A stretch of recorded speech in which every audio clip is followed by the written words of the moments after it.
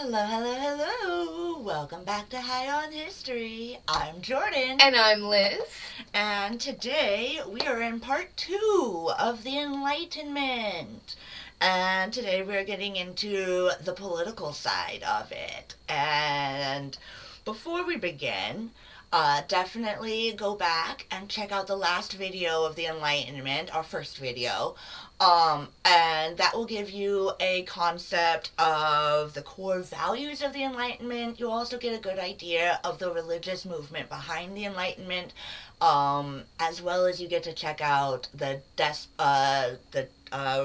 modern despotism. The modern despotism, as well as the enlightened religion, the enlightened thinkers, not thinkers, I'm sorry, the enlightened rulers who tried to use the Enlightenment and have their cake and eat it too. Right. All the power, but nothing for the people. Good stuff in there, good stuff. Yeah, we talked about utilitarianism. We talked about the founding documents of North America. We found the founding documents. We talked about the Bill of Rights, the Declaration of the Rights of Man. Yeah. We're going to talk about more cool documents today, too. Yeah. And then we also did a brief criticism on modern application of Enlightenment because, oh boy, some of the extremities that actually came from the extreme thoughts and manipulation of what these genius men and women initially intended on. So, let's jump right in now to part 2 of the Enlightenment. Love it, love it. What do you got for us? So, Enlightenment philosophers sought to apply reason and logic to every aspect of life, as another quick little recap. Their ideas set the stage for many advancements, and yet, they are inarguably the greatest contributors to Western civilization, in the way that we examined the mechanisms of government, law, and justice. So that's what we're exploring today, is the political and constitutional theories that gave us democracy and the rights of man. Now, we're going to start off with John Locke. I studied Locke, actually, when I was in high school, and I didn't quite agree with him, or really, I guess, understand him. And going through this, this Enlightenment movement has really revamped what I learned in high school, and definitely have changed a lot of my perspectives. But John Locke, his influence and legacy cannot be overemphasized, and he argued that the legitimacy of government comes from the divine will of the people, which ultimately means that we as a citizen, as a people, give the government their rights to govern us. And yes, we do have to sacrifice a little in order to fund them, that is a thing that they did emphasize in the Enlightenment, is that we have to sacrifice a little for the government to be able Everybody's supposed to be working towards the common good. Yes. We agree to the governance, and we and them are all supposed to work together towards the common good. Yep. So this is what Rousseau meant by the general will of the people. Yep. And that Locke expanded on that by saying that we give the government the right in order to protect our natural rights. Right. And that is the liberty, legitimate property. The legitimate purpose of government is to protect the natural rights of man. Yeah. And so, let's see, the inherent rights. Sorry, these are typically... So we've switched up a little bit, and Liz is now writing all of the note cards after I do all the research. And we have completely different styles of how we read our notes and write our notes. Full sentences. I do full sentences. You don't have to read them that way. They're just there to... I know, but at the same time, your hand is teeny tiny and very fluey, curly. I love your handwriting, don't get me wrong. I can write them bigger if you want. It's okay. I should probably make my own set of note cards, truthfully, after I read yours. Anyways, back to this. So John Locke argued that human rights exist in the state of nature, and therefore we are governed by the laws of nature, and no one should be able to harm another's life or destroy or encroach on the liberties and possessions of others. These rights, Locke argued, belong to individuals for purely being human and being alive. Simply being born and existing. That's it. That's all you need to have the life, liberty, and property. And property is just a tiny little space to call your own. Because that's all we truly need to just be a happy little critter. Right. But it does need to be your own. Yeah, it has to be your own. Now, I had, I think, an unfair... we'll get into it. I had a somewhat unfair critique of Thomas Jefferson switching property to pursuit of happiness because I thought it obscured the property part. Yeah. Then when I looked into it, he actually intended to expand on it. He sort of is taking property as the given there. Right. And going forward and saying you also have a right to fulfillment. I'm sorry, I skipped ahead. You did a little bit, but to go on to that, in therapy, one of the foundation blocks that you need in order to actually start healing is to have a little piece of property for your own, whether you're renting it, whether you don't, you need to have some sort of house foundation. Mm-hmm. You need property to feel secure. Yeah. And so that is exactly why he expanded on the pursuit of happiness, because once you actually do have that tiny little space to call your own, what you truly need is fulfillment. And then you can truly fulfill yourself. Right. Yeah. Pursuit of happiness is talking about fulfillment of purpose. Yeah. So he's actually expanding on property rights, although I still have the critique that to the modern ear it did obscure it. Absolutely. So I already mentioned how the government was formed to protect the human rights of liberty, property, and life. And the government doesn't grant those to us. Let me emphasize that. Life, liberty, and property is not given to us by the government. Those are your natural rights for simply existing. And the United States government was founded on that principle, actually. And believe it or not, John Locke actually believed that people should resist and overthrow their government if they became tyrannical and encroached on our life, our liberties, and our properties. Oh boy, what's going on here? So John Locke, pretty much with those foundational beliefs, set the framework for the justification of the American Revolution and part of the French Revolution as well. Yeah. Now, as she mentioned with Thomas Jefferson and the pursuit of happiness, I think with that whole little side conversation, I think we nailed this card like nothing else. Yeah, I did. I accidentally skipped straight to that. I made the point that I'd conclude in that card. Yeah, I just wanted to make sure that card was completely done. Sorry, so my bad. It's okay.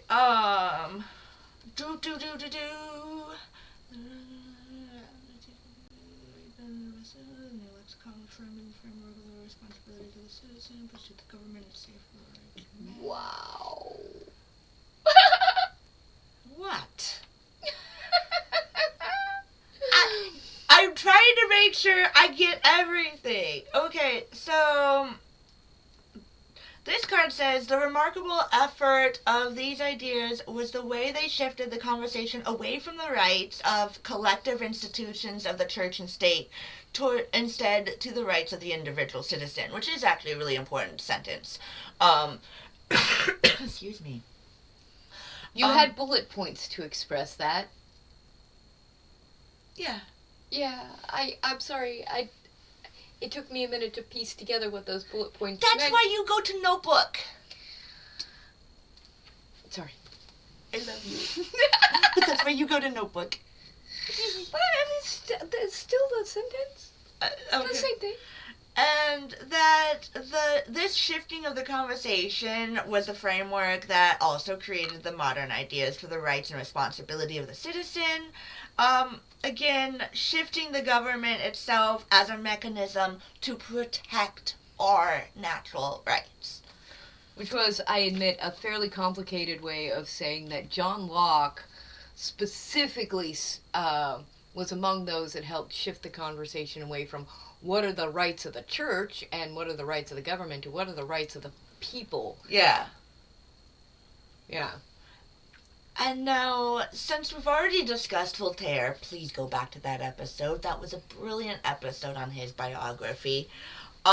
He rejected political absolutionism and the church dogma with a fiery resistance. Oh, yeah. Voltaire, I used to despise him for being chauvinistic, and very... Which he was. And he was. And he was very critical of ideals that I actually believed were still valid for the time. And I have come to love Voltaire. Voltaire is now, like, the epitome of the Enlightenment to me. I adore Voltaire. I still have... I don't. I mean, I do... But also, he was such a man of privilege. Oh, and God, it yeah, shows. It and does. it It does shows. show. And so, with his advocacy for the rights of the individual, he most famously said, "I disapprove of what you say, but I will defend to the death your rights to say it." Maybe one of the best quotes. Best, and you know, it's often shorted, it's often slightly misquoted, but like the meaning remains intact. Yeah. And I love that you know, for as long as I have lived in the United States of America, vaguely misquoting Voltaire has been a vein of where absolutely average American citizens remain to this day. Oh yeah. I may disagree with every single thing that you say, but we have traditionally defended to the death our right for our opponents to speak. Right. Because it is important for the freedom of all. Anyway, absolutely. Moving on. Yeah. We're on history, I swear. And that comment that Voltaire had made was really in retaliation to the censorship from the church. Oh, yeah. To clarify, like, obviously us as Americans will fight to the death for it, but the monarchy kept trying to censor things, and the pamphlets were a huge problem. So this was this massive cultural conversation in its time. Right. Pamphlets were such a problem.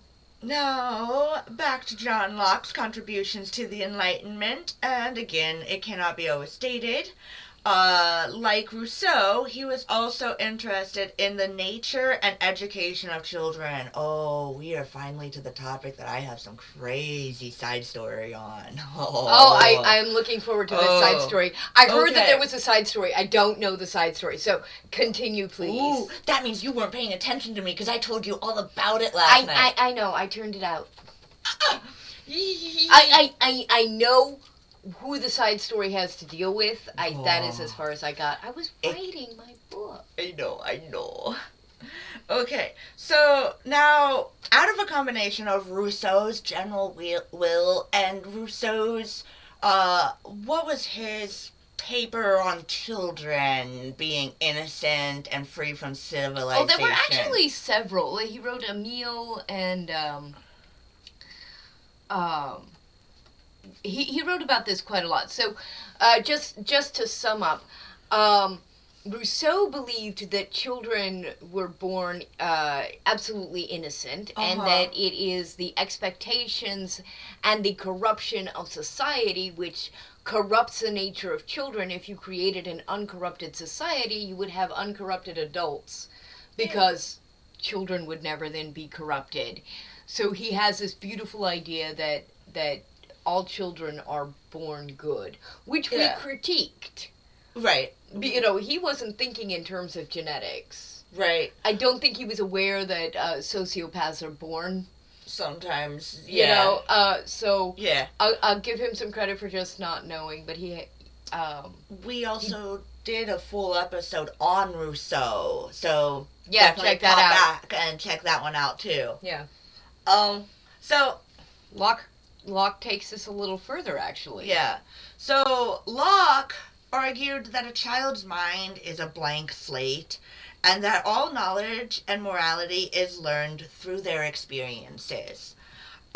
He argued that the skills and the habits can be learned and unlearned through a proper environment and a robust education. And that's card number 1. So when we got, so I was doing some research randomly. I wasn't even researching. I was more like brain rot doom scrolling on YouTube. Oh, I love it. Sometimes I learn neat stuff while I'm doom scrolling. Yeah. There is a certain value in some doom scrolling. I came across an interesting video on some of the asylums, the horrific mental asylums. Oh. Yeah. And with these asylums, I had found out that they were doing experimenting on humans, children, adults, and they were basically lobotomizing, electrocuting. Yeah. Electroshock. Electroshock therapy. And other extreme measures to try to erase their past and their personality and recreate them.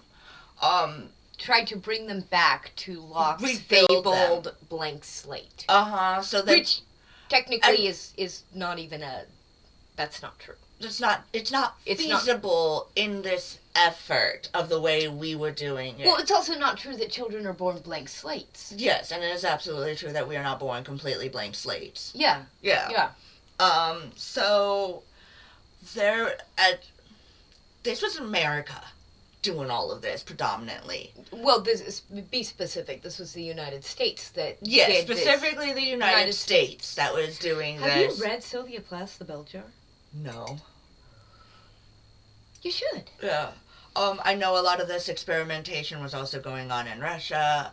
Nazi Germany was doing a blank slate experimentation. And oh boy. What is it? Unit 731 or 713 from Japan. A lot of their experiments, when they weren't experimenting on humans and gas and chemicals and stuff, they were also doing blank slate type research. So the whole world is definitely guilty of human Don't torture. say the whole world. Don't say the whole world. It was powerful people with powerful institutions, and not every country has that. Touche. Yeah. But to end that now, I am done with Locke and his blank slate. I actually initially had a lot of hope with the blank slate, and I actually had no intention on finding that video. I was just looking for a horror story to fall asleep to, and oh boy, I found a horror story. Oh, man. And that is, I'm just going to take a break before we jump into the guy who's just become my hero. Because it is such a case in point how these brilliant Enlightenment thinkers were close to being right. But the way their ideas were used, the way they were corrupted, perverted, warped, it created a depravity. The horrors of the 19th and 20th centuries. Oh, absolutely. Yeah. So, it's the problem with idealism. Idealists' ideas always get warped, and they create the most insane sorts of horrors.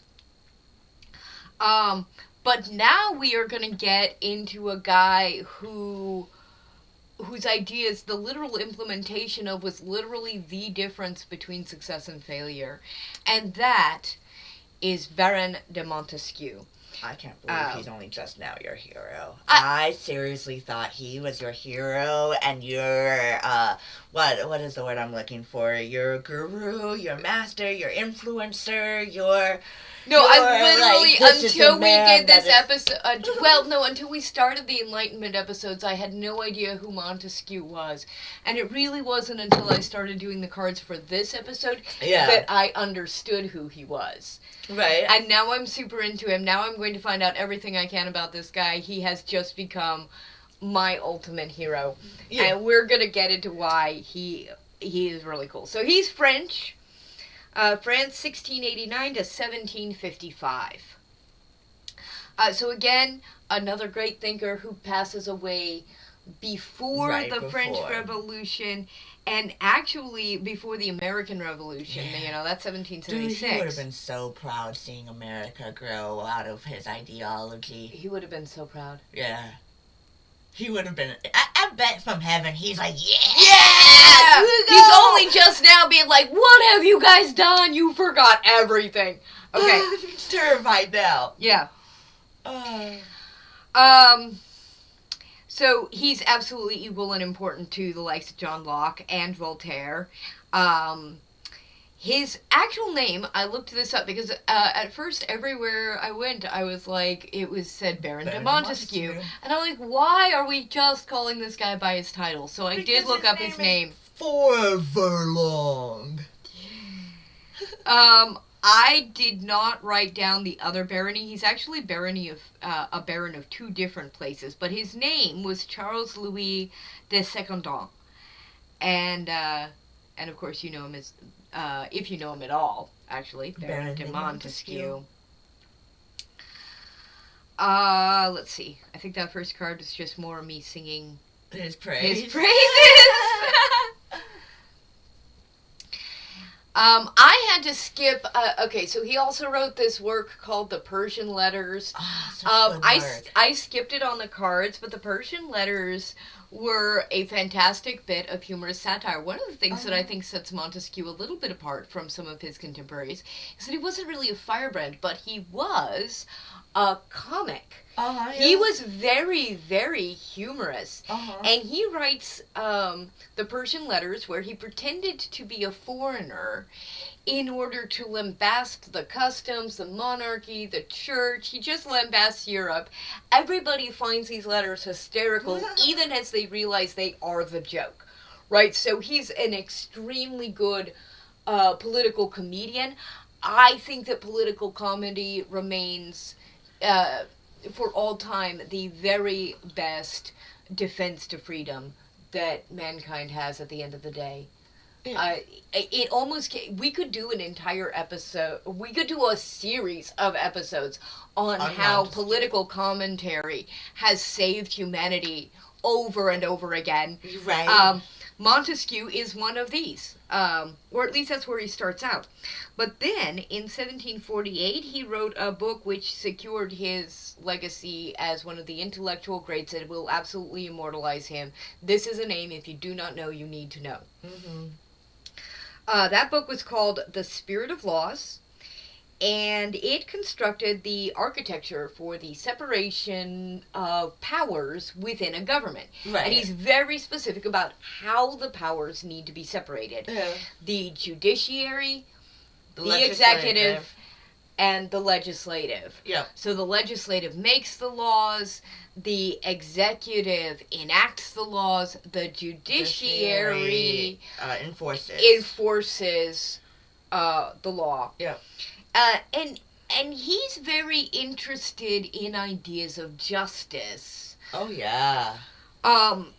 He really takes to breaking down that in order for a government, you know, he's working off these same ideas as Locke and Voltaire. So if government is to protect the natural rights of man, Rousseau's natural rights of man, then it has to have this system of checks and balances. Absolutely. In order, like, this is the necessary framework, he argues, in order to actually protect the rights of the people. Yeah.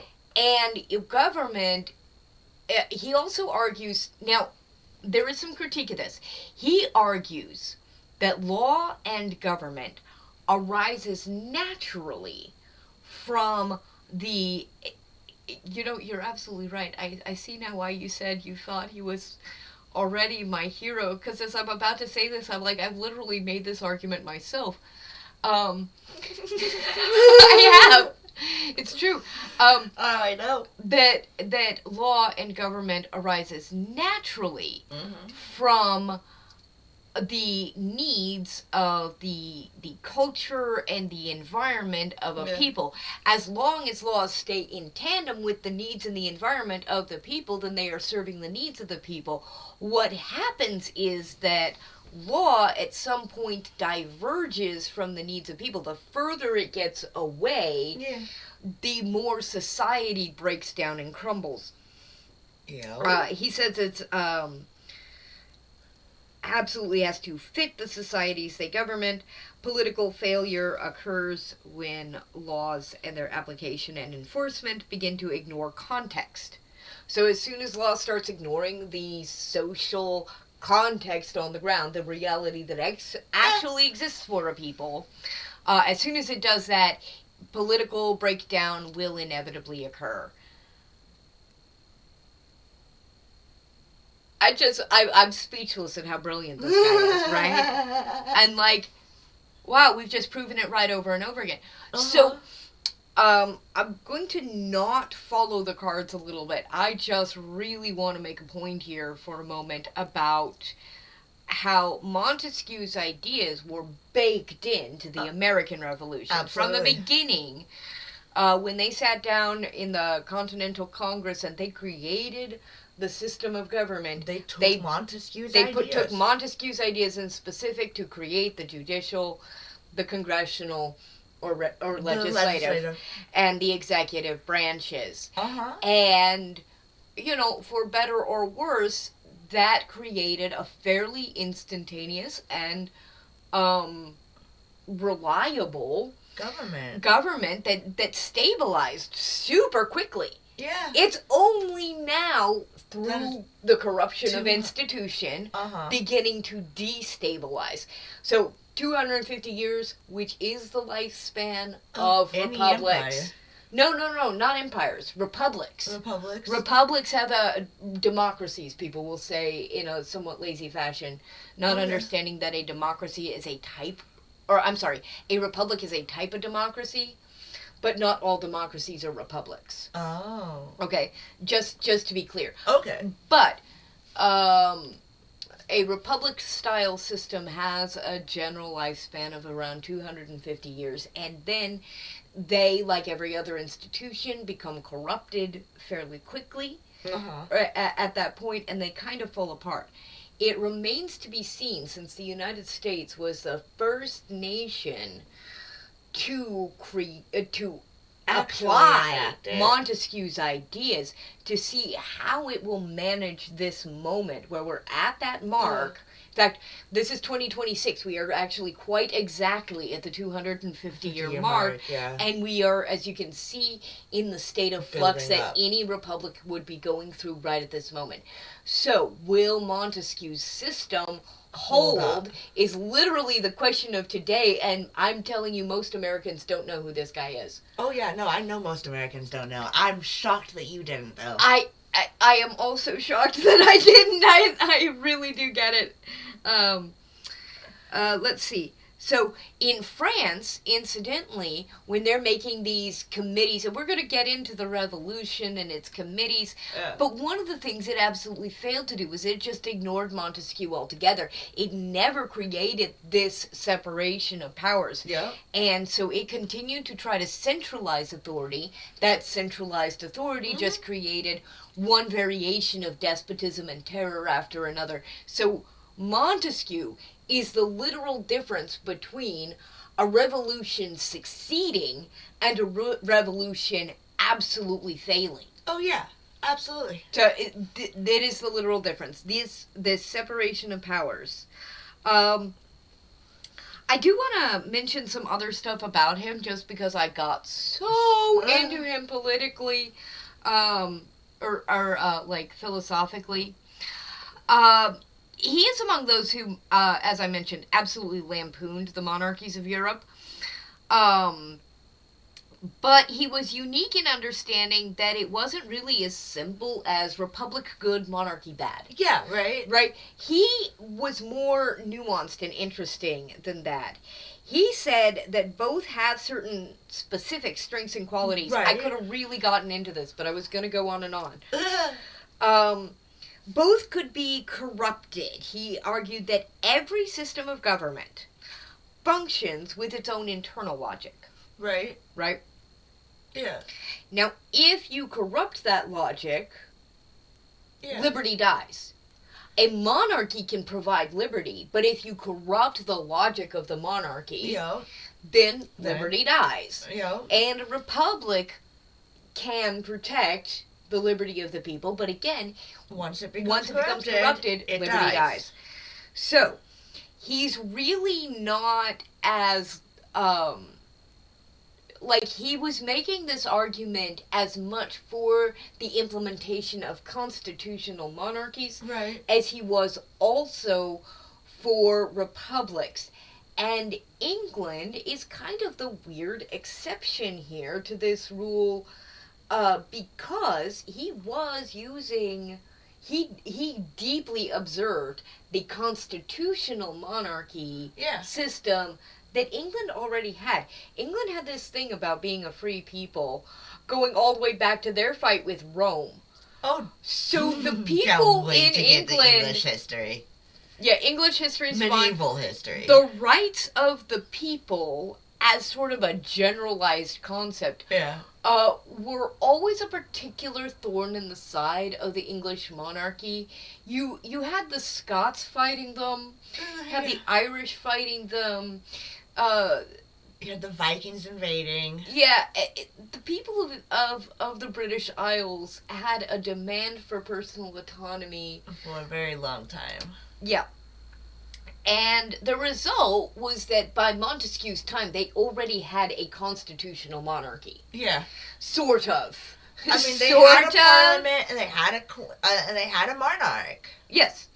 Now, mind you, this is before King George, which is weirdly where we started this entire journey. This is 1776 when you get the Declaration of Independence and stuff like that. King George the Mad King going nuts, creating a situation in which his parliament literally further collapsed the power. Well, they did. They effectively collapsed the power of the monarchy. Yeah. Crazy how High on History made a full circle. Full circle. Our very first episode was Why Was King George Mad?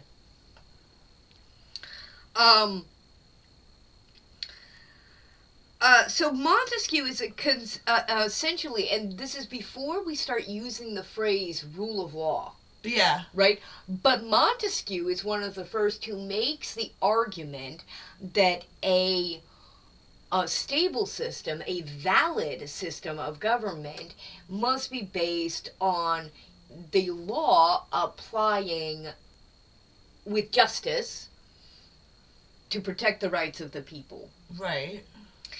Oh, and he was super into criminal justice. Oh, dude, he rewrote so much criminal law.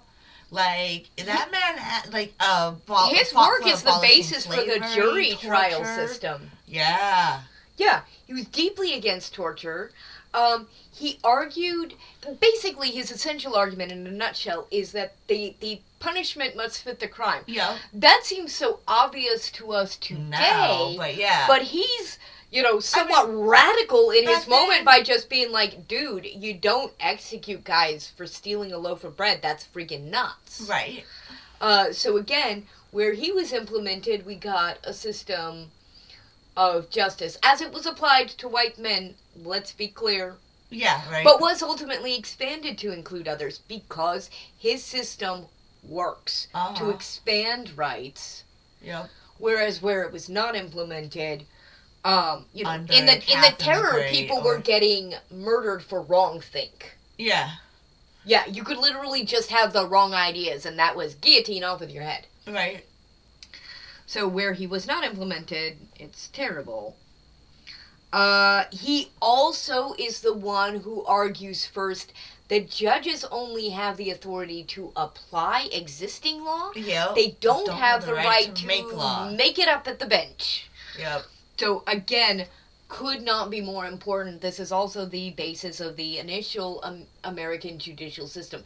Now, I would argue that is a little too limited. Part of the power of the judicial branch is not just applying the law, but interpreting the law in a way that, again, expands and protects the natural rights of the people. And that's what he means. That is what he means. I just felt not interpreting, not being able to make up the laws. But also, if the law is a bad law, a judge can rule however he feels fit to the trial. And that's where we kind of do draw a little bit of a line. We at some point say, hey, this actually encroaches on the rights of man, ergo it cannot be legal. That is the power of the judiciary. Oh, yeah. And if a judge has to rule this doesn't fit, then yeah. The fact that we have judges who seem absolutely uneducated in their job. In this very basic bit that is the basis for all American jurisprudence is shocking. Oh, yeah. And dangerous. Oh, yeah. This is why we have to know history. Sorry, we swore we were not going to get political, and then we discovered the French Revolution and the Enlightenment. I'm so sorry. We've gone slight. Yeah. Let's see here. I've said all that. Closing thoughts?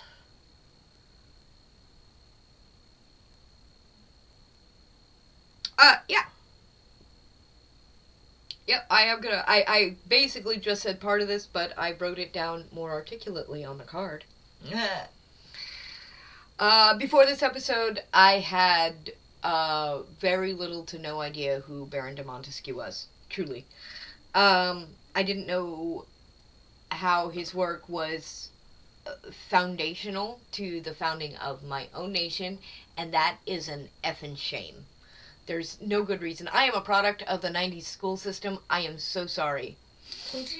I am so sorry. But see, this is why, you become autodidactic. You get yourself an education, right? I took a philosophy class in high school, and part of when we got into philosophical politics, Montesquieu is number one that I had to study, and dude, he was 90% of my grade for that semester. It is possible that I, technically learned about him at some point in high school, but then just, blanked him with all the other names and dates that didn't mean anything to me.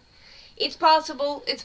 I mean, probably not, because, like I said, I didn't learn about him unless I was in that philosophy class. Nobody explained Montesquieu to me in a way that made him a person. Now he's a person to me, and I am so excited to learn more. This is why you become autodidactic. You go out there, you teach yourself. Yep. Abandoning his structure now. Yeah. If we do that now, if we continue to do that, it will lead to the same outcomes we saw in France. It's literally algebraic. This is just straight calculus. Uh-huh. Oh, absolutely. Education remains our single greatest defense. Yeah. To protect human dignity and liberty. It is. Education is key. Learn.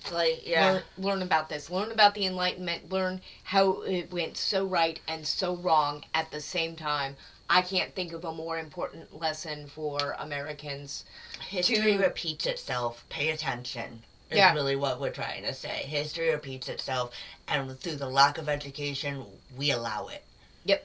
So, thank you so much for joining us. Sorry it got all, serious at the end, but live long and prosper. We love you guys. Don't forget to like, subscribe, share, shout out to Green Health, drop a comment below, tell us you love us.